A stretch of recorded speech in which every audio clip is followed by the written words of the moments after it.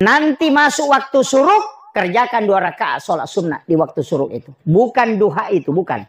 Memang sholat sunnah syuruk. Aturannya syuruk tidak boleh pulang ke rumah, mesti di masjid. Kalau dia dibawa pulang ke rumah, dia bukan sholat sunnah syuruk, tapi dia duha di awal waktu. Makanya doanya pengampunan pendapat dan tidak sama.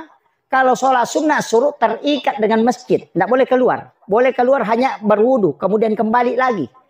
Kalau duha boleh dibawa ke rumah. Kalau syuruk bacaan surahnya alam nasrah rakaat pertama, wa duha rakaat kedua. Kan begitu. Wa duha dengan alam nasrah. Kalau duha, sholat duha, ayat kursi 10 kali rakaat pertama, kemudian kul huwallahu 10 kali rakaat kedua. Duha di awal waktu. Rasulullah mengatakan, ini dari hadis bin Malik, dari hadis Anas bin Malik, hadis marfu ini. Itu jalurnya langsung sandarnya ke Nabi. Rasulullah mengatakan, siapa yang sholat sunat duha di awal waktu, di rakaat pertama dia membaca ayat kursi 10 kali, di rakaat kedua dia membaca surah Al-Ikhlas 10 kali, maka pasti orang itu dirahmati oleh Allah Subhanahu wa taala.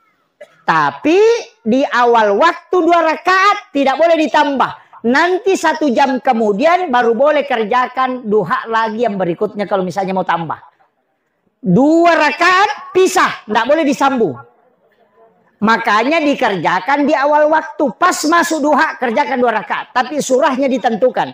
Ayat kursi 10 kali rakaat pertama, Al-Ikhlas 10 kali rakaat kedua. Nabi mengatakan, pasti kau dijamin oleh Allah dirahmati. Siapa yang meninggal pasti hadiahnya surga di situ, Pak.